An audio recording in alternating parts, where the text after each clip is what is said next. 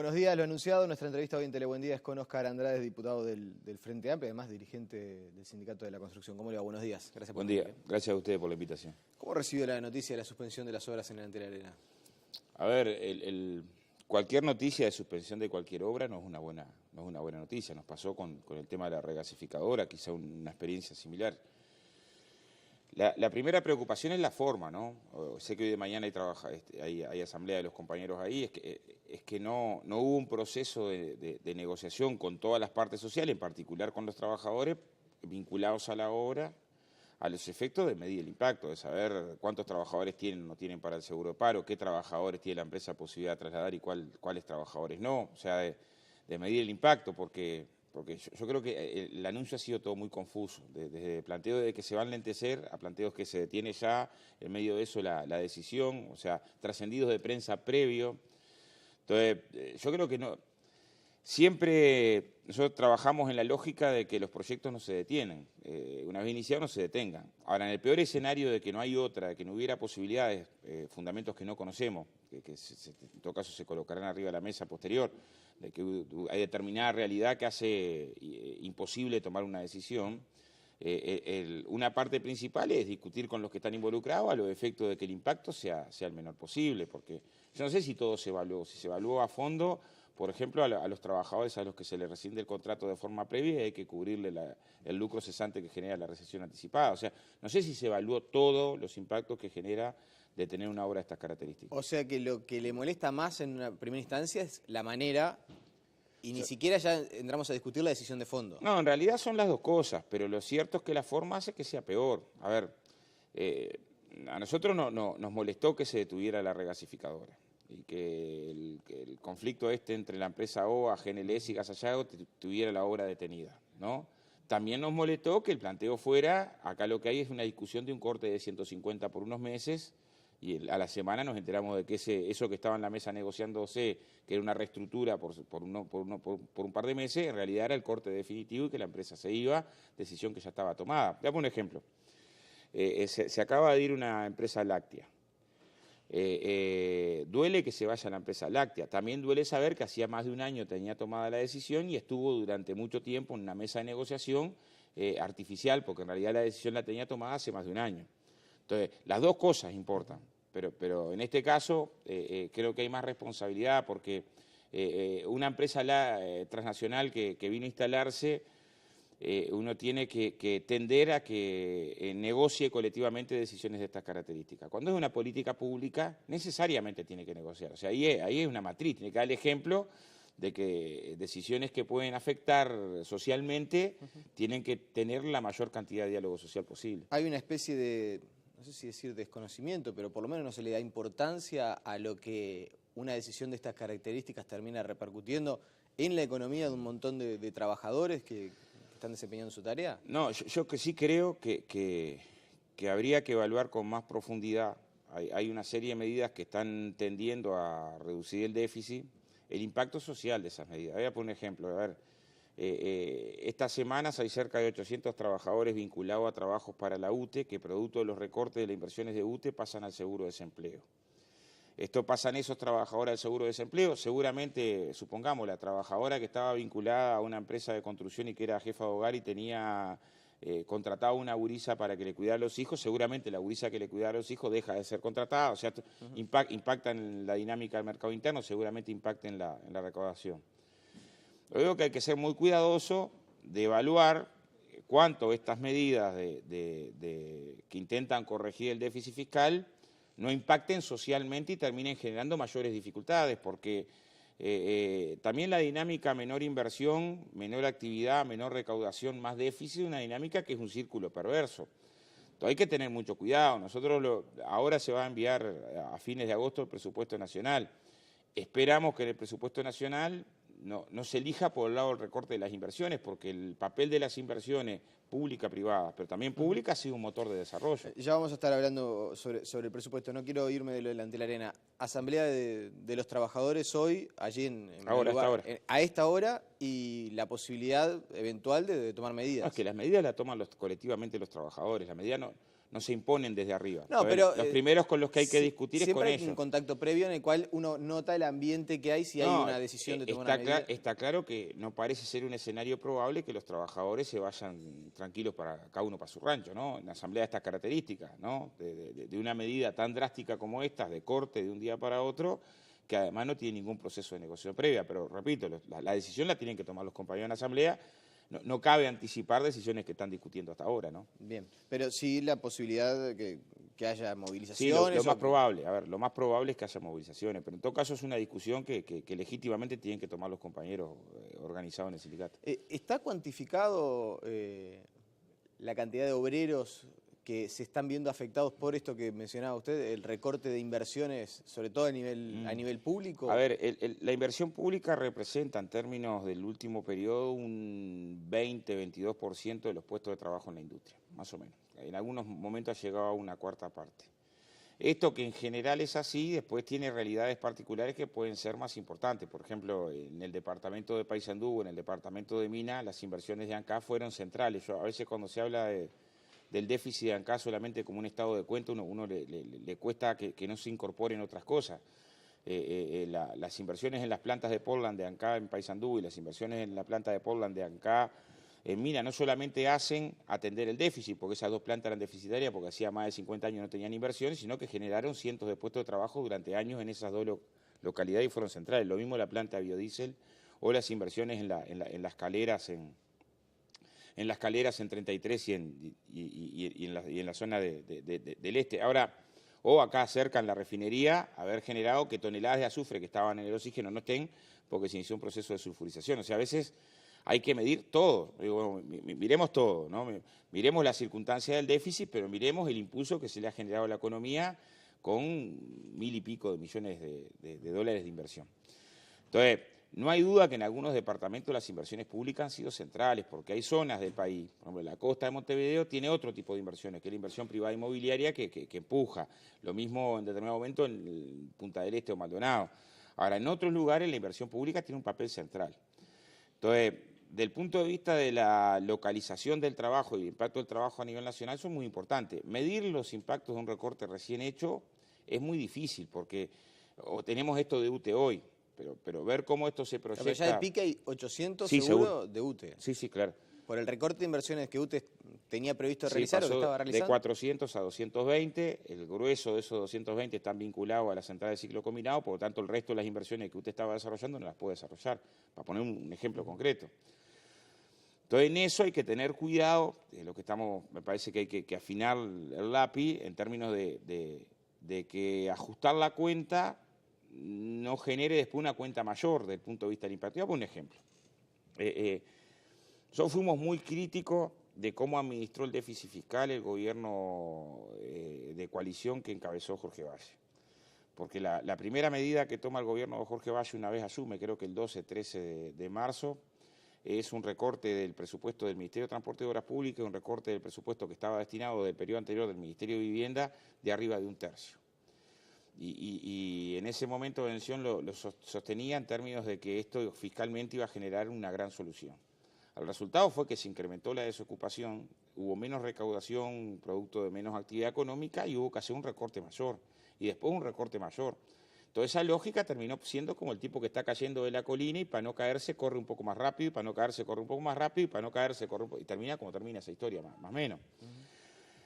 Nosotros tenemos claro que hay una conducción económica que no es similar a la que hubo en el 2000, pero lo que decimos es que este tipo de medidas puede tener un impacto desde el punto de vista social muy complejo, que hay que analizar con mucho detenimiento. Sabe que uno lo escucha a usted y claro, habla obviamente una persona que es del movimiento sindical, pero que también es diputado del oficialismo. ¿Le preocupa que con un gobierno del Frente Amplio la conducción, o por lo menos la realización de obras se esté mirando desde ese punto de vista, simplemente desde el punto de vista de esto genera déficit o no, y no importa demasiado lo otro? No, es que yo no puedo afirmar eso, porque en realidad no tenemos arriba de la mesa todavía... Bueno, planteó su preocupación porque se tomó la decisión sin medir otros impactos. No, pero no tenemos todavía la fotografía general de la conducción económica. O sea, sin saber cuánto va a ir para el Ministerio de Vivienda, para el Ministerio de Transporte y Obras Públicas, para el Ministerio de Industria, decir que hay recorte de la inversión sería por lo menos anticipado, ¿no? O sea, Nosotros no tenemos todavía la proyección. Sí puedo decir que estos 10 años han sido los 10 años de mayor inversión pública que conoce la historia del país. Esa es una realidad, ¿no? Es decir, a ver, ¿cuál ha sido el papel del Frente Amplio con respecto a la inversión? Privilegiar la inversión y generar un conjunto de mecanismos que privilegiaron la inversión pública y que privilegiaron la inversión privada no sobre la base del recorte de los derechos laborales. Esa es una realidad grande como un pino. Yo creo que eso es un acierto enorme del Frente Amplio. Entonces creo que el Frente Amplio tiene que seguir contribuyendo a que la inversión tenga un papel central desde el punto de vista del desarrollo económico. Voy a poner un ejemplo. Este debate se dio con mucha fuerza en el año 2008. A fines del 2008, la crisis financiera global, producto de la burbuja inmobiliaria en los Estados Unidos, generó que el mundo entrara en recesión. En esa lógica hubo recomendaciones de cámaras empresariales que colocaban la siguiente discusión. Este año hay que reducir las inversiones, reducir el gasto público. Este año no se pueden cumplir con los consejos de salario porque la realidad económica cambió y por lo tanto hay que ir a una lógica salarial más restrictiva. Este año además se quería impulsar una forma de inserción internacional basada en el libre comercio con las economías centrales y ese es el mecanismo de salida.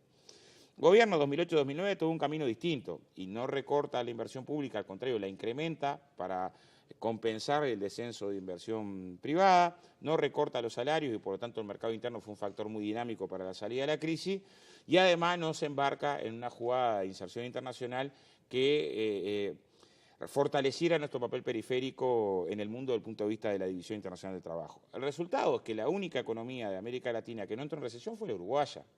O sea, el resultado de una salida heterodoxa a la crisis global en términos de las circunstancias por las que atravesó la economía norteamericana, no fue recesión. Nosotros queremos ver el conjunto de la jugada, porque repito, sería anticiparnos.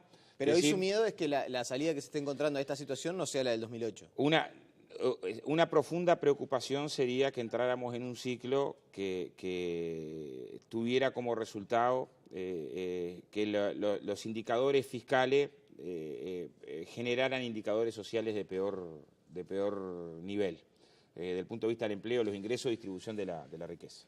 Con relación a las pautas de ajuste salarial que se dieron a conocer, ¿qué visión tiene? Yo creo que retroceden con respecto a los lineamientos anteriores. Pero esto creo que no puede ser una opinión.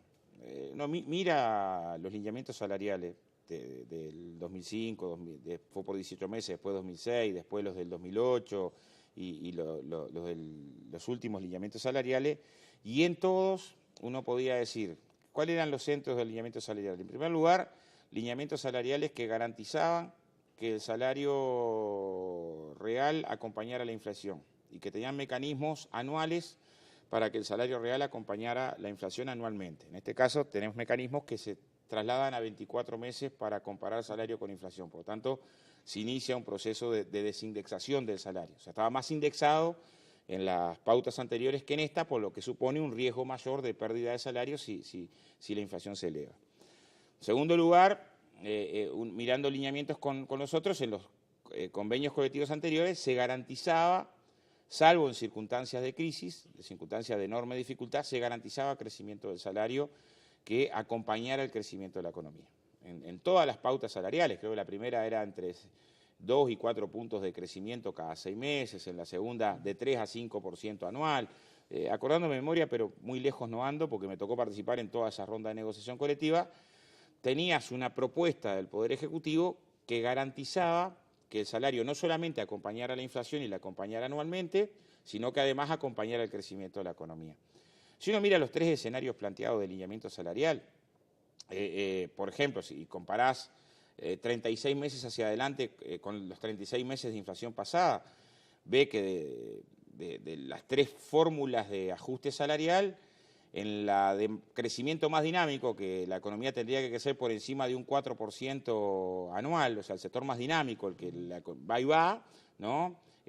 Comparado en esa perspectiva tendría un punto y algo de crecimiento, por lo que el crecimiento del salario no acompaña ni de cerca el crecimiento de la economía, ni hablar las demás fórmulas de ajuste que estarían empatando el salario real al final y yo creo perdiendo capacidad de compra en el transcurso. ¿Debería haber margen para cambiar esas pautas? Me dejás, el tercer componente es, que se ha generado mucha polémica. Yo creo que no hay duda que a un mismo porcentaje de incremento salarial, a un mismo porcentaje de crecimiento de salario anual, ¿no? O sea, vos tenés para agarrar de aumento X es claro que tu capacidad de compra es mayor si esa capacidad de aumento X la recibís el primer día del año del aumento y la tenés durante todo el año, que si recibís la mitad el primer día, la mitad dentro de 6 meses para llegar a fin de año. Es casi que elemental. Supongamos que nos toca 2.000 pesos de aumento. Ganamos 20.000 pesos los dos y nos toca 2.000 pesos de aumento. Vos recibís los 2.000 pesos de aumento el primer día y yo recibo 1.000 pesos y 1.000 pesos dentro de 6 meses. Vamos a llegar con el mismo nivel de salario. Pero los primeros 6 meses vos vas a tener más plata que yo para gastar. O sea, es evidente que diferir 6 meses parte del aumento es un componente que perjudica la capacidad de compra del salario durante todo el convenio, aunque llegues al mismo nivel salarial. Estos son los componentes que han sido criticados por la central.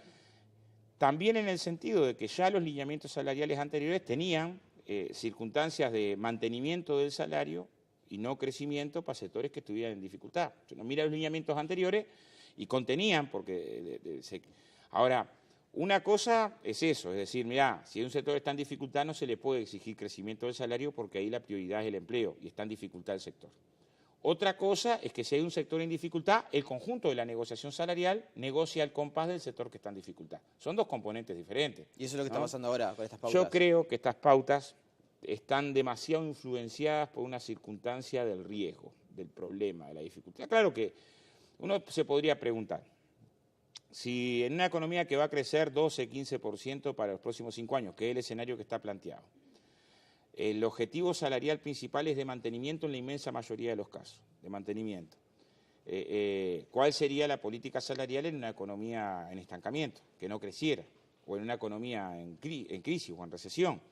Entonces, creo que esas críticas, también la de que el sector que se toma como más sumergido es demasiado reducido, entre 10 y 14.000 pesos nominales. Estamos hablando de trabajadores que cobran ahí entre 9 y 11, 12.000 pesos en la mano. Lo que está colocando ahí como planteo el movimiento sindical es ensanchar la cantidad de trabajadores que se tomen más sumergidos y ahí tener una política de mayor profundidad. Son planteos razonables. Yo no creo que haya un planteo colocado en la discusión salarial que tenga que ser descartado por ser irracional. La central no fue a la mesa a decir, bueno, miren, no sé, 40.000 pesos mínimo para todo el mundo a partir de mañana. Que cualquiera quisiera que esa fuera la realidad salarial, pero no fue con un planteo de esas características. Fue con un planteo de decir que el salario acompañe el crecimiento de la economía para que no pierda participación en el crecimiento de la economía, parece un planteo razonable. Que no se deterioren los mecanismos de indexación del salario, parece un planteo razonable, y que el salario mínimo nacional llegue a 15.000 pesos nominales, lo que son menos de 12.000 pesos en la mano. Parece un planteo sensato desde el punto de vista de la política salarial. ¿Y tiene que haber margen para la modificación de estas pautas? No, yo creo que sí, porque a ver, si se colocaron en la negociación hace una semana, los lineamientos son lineamientos, no son decretos. Pero ¿por qué nos preocupan tanto los lineamientos? Uno puede decir, entre los trabajadores organizados hay distintas realidades. Hay trabajadores que están organizados con sindicatos más fuertes y hay trabajadores que están organizados todavía hoy con sindicatos más débiles. La realidad de la última década de negociación colectiva es que los trabajadores que tienen sindicatos más débiles terminan siempre negociando por las pautas y no pudiendo incorporarle casi nada a las pautas. Los trabajadores que están organizados en sindicatos más fuertes en general terminan construyendo conquistas de negociación colectiva superiores a la de las pautas. Entonces, la preocupación de la central es por los trabajadores, rama de actividad que tienen sindicatos más débiles, que en general terminan colocando su salario en los niveles que van las pautas y no teniendo posibilidad de correlación para mejorarla. Ahora, estas pautas es muy difícil que alguna rama de actividad, un sindicato, por más débil que sea, pueda firmar, por ejemplo, a ver, fijemos, hay una de los lineamientos que plantea un 9, un 7 y un 7, y hemos tenido porcentajes de inflación superiores a eso. Entonces, firmar una pauta salarial que tiene que después rezar que la inflación baje, está muy complicado. Pero entonces ustedes claramente entienden que tiene que haber, por lo pronto con el tema del correctivo, una modificación. Ah, claro. Si no, no se puede firmar. No, a ver, pero es que los lineamientos no se firman. Yo lo que estoy diciendo es que... No se puede firmar un acuerdo de esa característica. Yo creo que en estas condiciones no se debiera firmar. Ahora, me parece que dar la posibilidad que pueda semestral o anual, como fueron los convenios anteriores, y que cada rama de actividad elija, no puede ser un tema a principio. No va a haber una debacle económica por eso. Mantener la comparación entre inflación proyectada y salario anualmente tampoco puede ser un drama.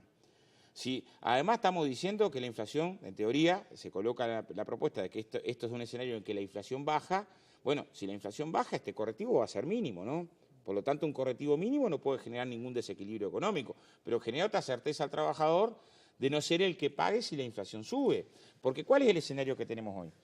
Si se firma en estas condiciones un ajuste salarial, tenemos que, si la inflación sube, al empresario al año no le complica, al Estado no le complica, el que le va a complicar es al trabajador que va a perder capacidad de compra del salario.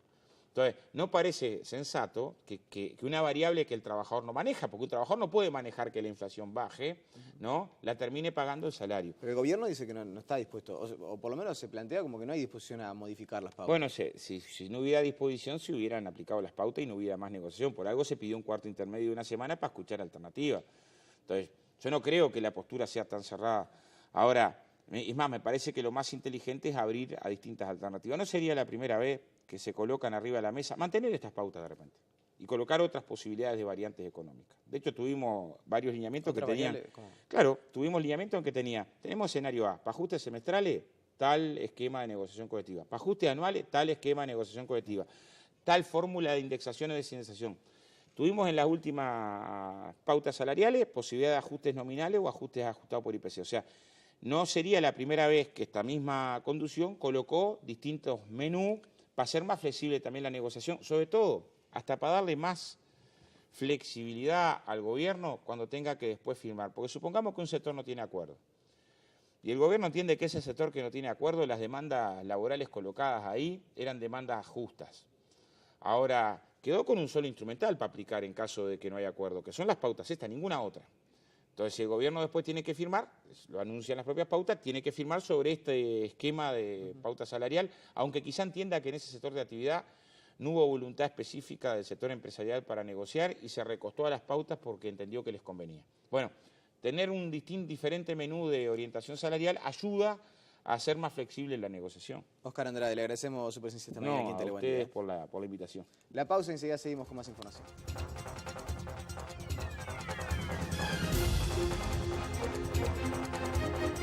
Presentó SECOM, primer servicio de compañía.